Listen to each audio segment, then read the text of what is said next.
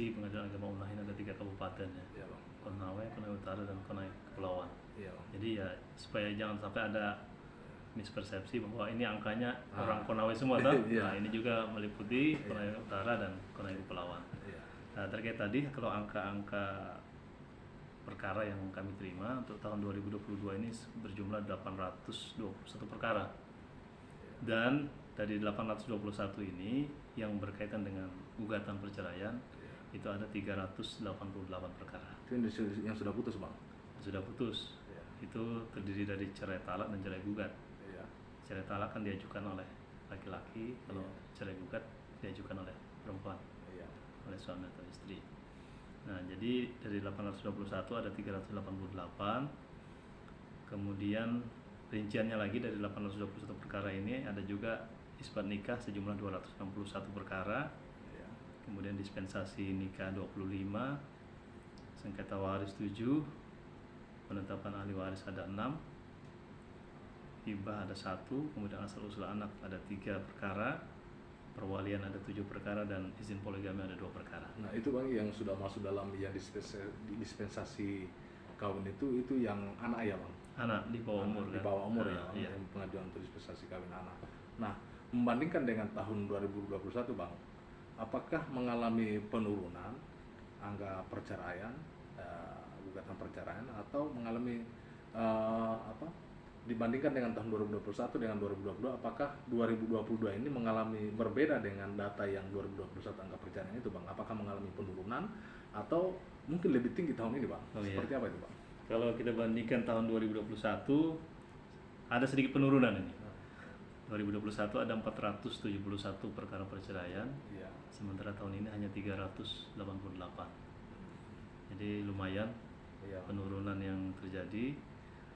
Kemudian dari sisi jumlah perkara secara keseluruhan pun ada penurunan juga. Kalau tahun lalu 2021 kita menerima 871 perkara.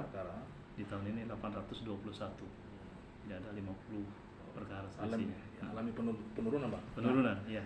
Nah ini bang, saya lagi spesifik lagi bang soal penyebab gugatan itu apa saja bang? Apakah yang paling tinggi tahun 2022 ini masalah ekonomi penyebabnya, ataukah hadirnya orang ketiga, ataukah ada penyebab lain sehingga bang? Baik, dari klasifikasi yang kami lakukan terhadap alasan-alasan perceraian ini, alasan yang paling menonjol itu adalah perselisihan dan pertengkaran yang terus-menerus.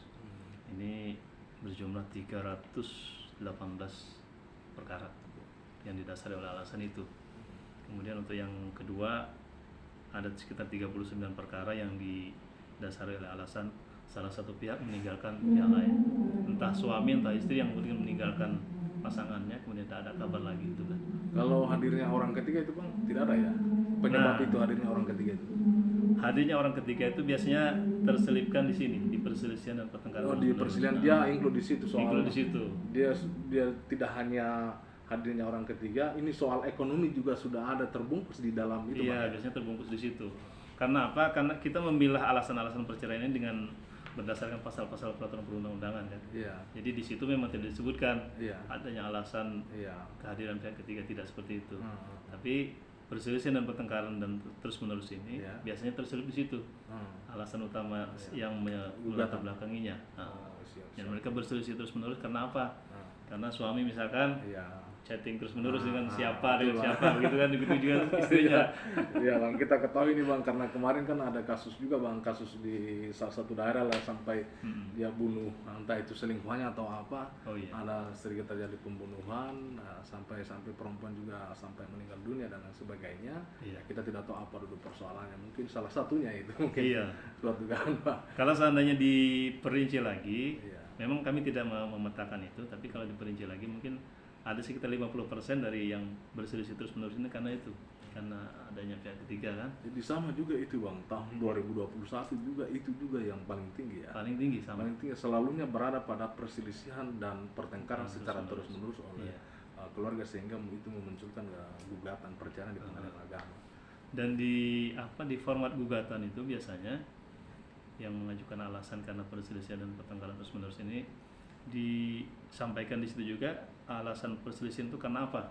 Satu, salah satu pihak selalu menghubungi orang ketiga, gitu orang ketiga, atau ada campur tangan dari keluarga masing-masing, atau macam-macam lah di situ disebutkan kan. Tapi kami rangkum itu dalam alasan perselisihan dan pertengkaran terus menerus. Saya pikir coba ini saja.